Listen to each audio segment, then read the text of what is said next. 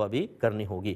یہ کہتے ہیں کہ میرے والد کا مکان پاکستان میں تھا، یہ والد کا ایک پلاٹ تھا، تو میں نے 4 سال سعودیہ میں خوب محنت کر کے اس پہ ایک مکان بنوایا۔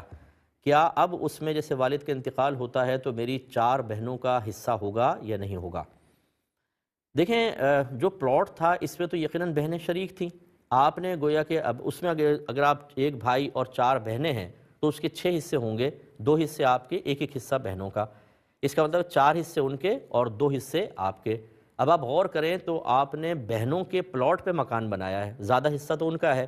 اب یہ کیسے ہو سکتا ہے کہ اگر آپ نے مکان بنا لیا تو ان کا پلاٹ بھی آپ کا ہو گیا؟ کہ حصہ ہوگا کہ نہیں ہوگا؟ بالکل ان کا حصہ ہوگا۔ اور بہترین طریقہ یہ ہوتا ہے کہ یہاں پر آپ صلح کر لیں۔ صلح کا مطلب کیا ہے کہ آپ ٹوٹل پراپرٹی کی ریٹ لگوائیں، پلاٹ پلس جو مکان بنوایا اس سمیت، اور جو آ جائے اس میں پہلے پلاٹ کے حساب سے بہنوں کا حصہ نکال دیں، 4 حصے۔ اس کے بعد جو عمارت کی وجہ سے قیمت بڑھی ہے اس میں ایڈجسٹمنٹ کر لیں کہ دیکھو اگر یہ صرف پلاٹ ہوتا تو تمہارا اتنا حصہ بن رہا تھا، لیکن عمارت کی وجہ سے قیمت اتنی بڑھی تو اب یہ چونکہ میں نے بنوایا تھا اس سے تمہیں بینیفٹ ہو رہا ہے، اتنا مجھے دے دو، اتنا تم لے لو، یہ آپ کر کے کر لیں۔ لیکن اگر بہنیں راضی نہیں ہوتیں تو پھر یاد رکھیں کہ آپ کو ان کو مکمل قیمت کے مطابق دینا چاہیے، یا پھر کہا جائے گا کہ اپنا ملبہ اٹھا کر آپ لے جائیں۔ یہ ذہن میں رکھیں، یہ کرنا زبردستی کہ نہیں چونکہ میں نے مکان بنایا میں زیادہ حصہ لوں گا، ان کی رضامندی کے بغیر یہ نہیں چلے گا، ان کو راضی کرنا ہی ہوگا۔